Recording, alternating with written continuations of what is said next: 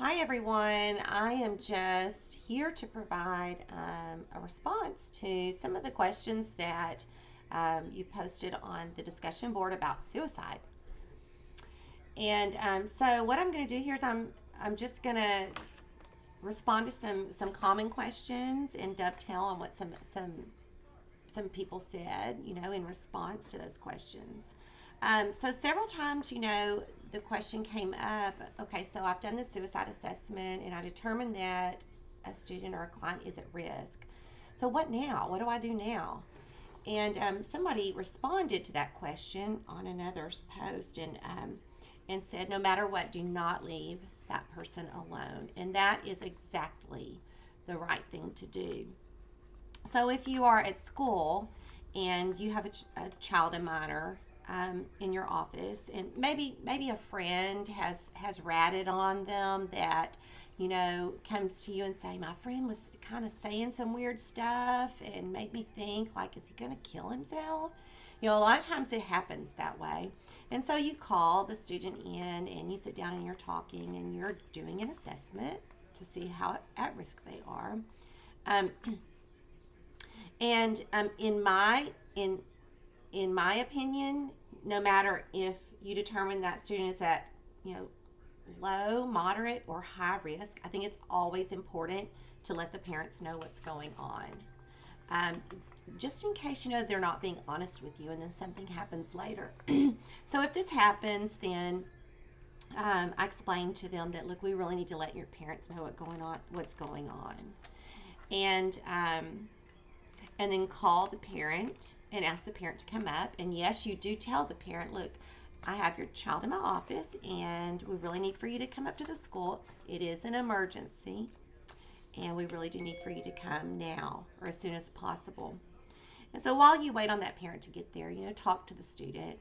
And I think it's best that, that I'm not the one that conveys this to the parent, that the child is able to communicate with the parent about it. And so while we're waiting for the mom or dad or guardian to get there, I talk to them and say, I really encourage you to tell your parent like what's going on today, and I'll be here to support you.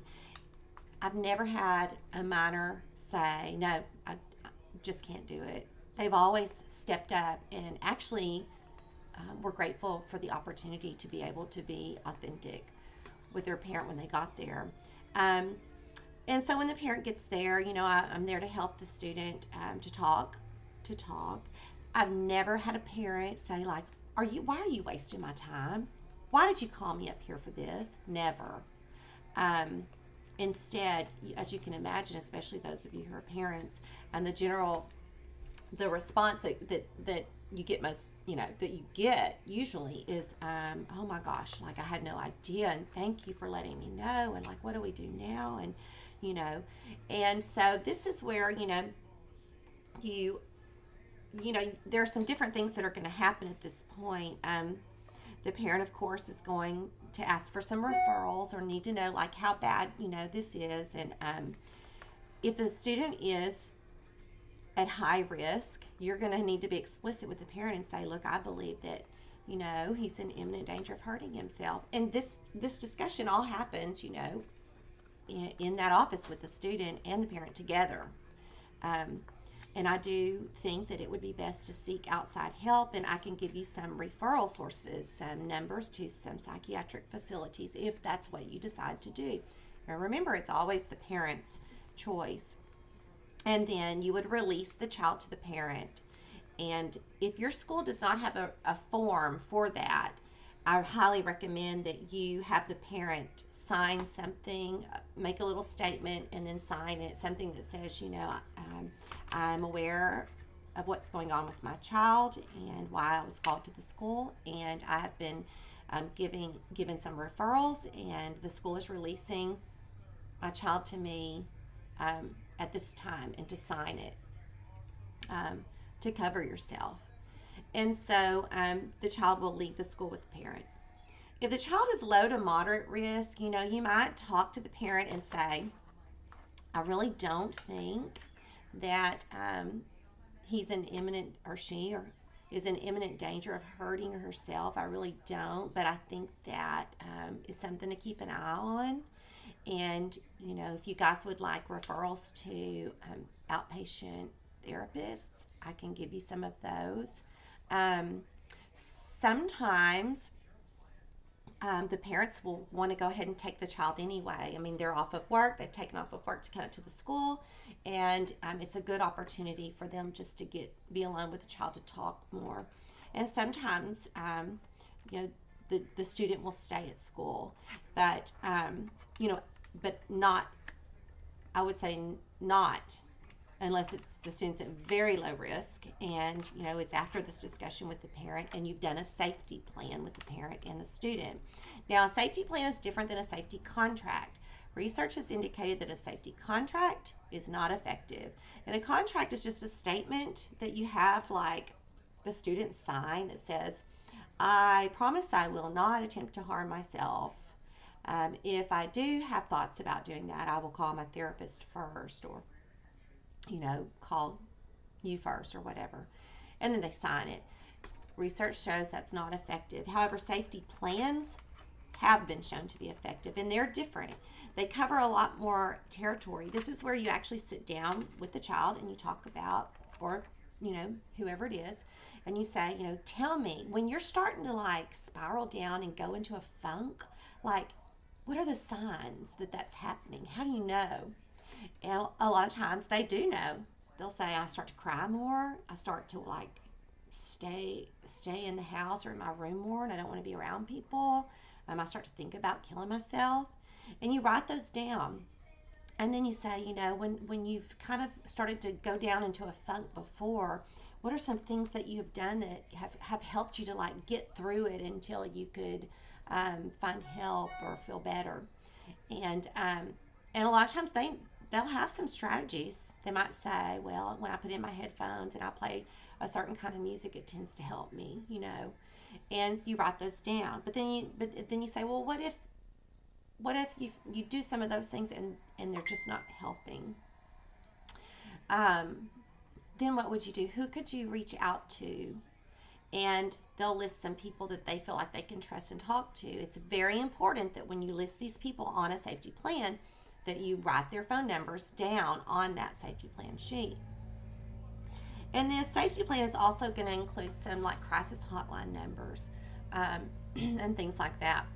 It also might include a strategy for lowering the risk. For example, you know, it's important to talk with the parents and say, do you guys have guns at home? And if so, do you have a safe to put them in that's locked? You know, can the child get to them? And if you don't have a safe, is it possible to store them somewhere else or somebody else's house or something? And I'll ask them too about medications and say, where do you keep medications? Are they under lock and key? Because, you know, medications is an easy way to attempt suicide. So you're trying to talk to the parent with the child present about how we're going to make your environment at home safe for you during this difficult time. So those are parts of a safety plan. Research also shows that the size of the paper matters. Like the safety plan, if you use an 8.5 by 11 paper, it's not as effective than as if you use like a card, a smaller card. And that's because this research that has looked at this the results indicate that, you know, when it's a piece of paper, people like fold it up, toss it aside, and don't look at it again. But whenever it's a card, like a smaller card, people will like put it in the console of their car right there, or they'll just lay it on their bedside table at night. And they tend to hang on to those more and use them more. And the reason I said it's important to include phone numbers and not just names on a safety plan is because when you're in the depths of stinking thinking and you're down in that really dark place, people aren't thinking rationally, you know, and you know, if I go to my safety plan and I see the name but I don't have the number, maybe it is, maybe it's not programmed in my phone, maybe I do, maybe I don't have my cell phone on me where it is programmed, But if the number's there, I can use whatever phone is available to me to call for help, if that makes sense.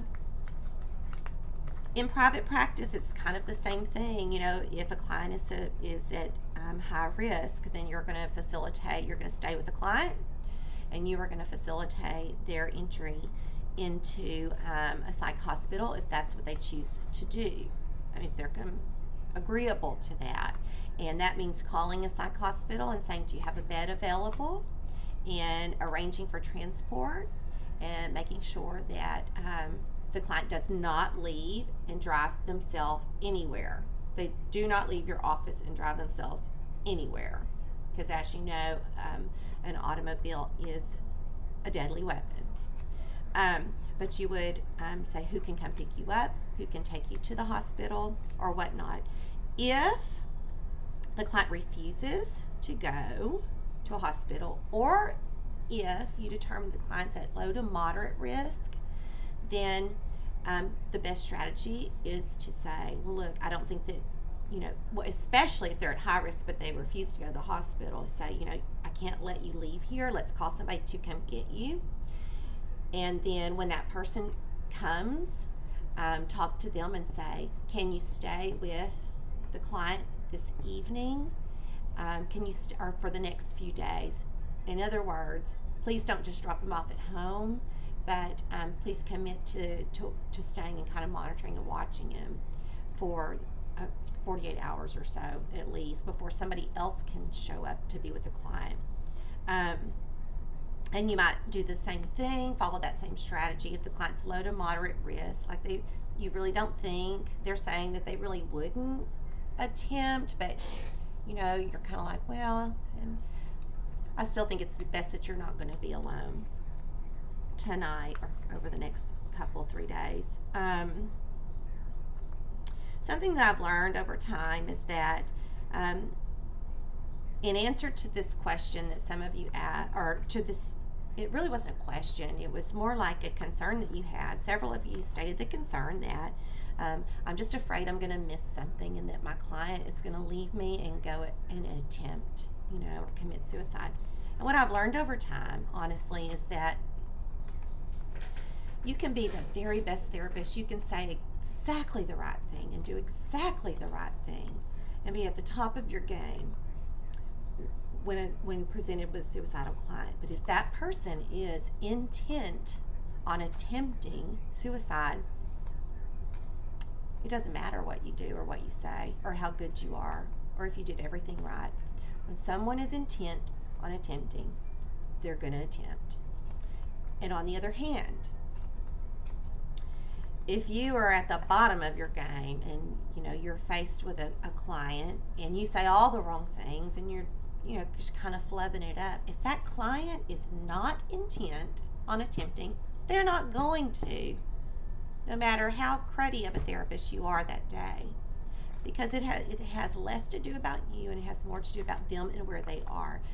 Your job is simply to determine the risk, right? To determine that risk, how risky they are. Not necessarily to be a Carl Rogers in session at that moment. I hope that makes sense. One last thing I'm going to say before I go is a note on therapist suicide. Believe it or not, it does happen, and the research has indicated that it is extremely harmful to clients when a therapist commits suicide. And as you can imagine, clients see that kind of as permission, and find it very ironic and very confounding. It's very, very harmful to them. And so as you go through, your career, if you find yourself, in a funk and having thoughts of suicide, which, I think most people at some point in their life have at least a passive thought, depending on what's going on in life, that you really get help for that, because we really do impact the lives of the people we work with in more profound ways than we know. And so that's all that I have for that. And so thank you all for these great movie reviews. I really enjoyed looking at them, and I will talk to you all very soon.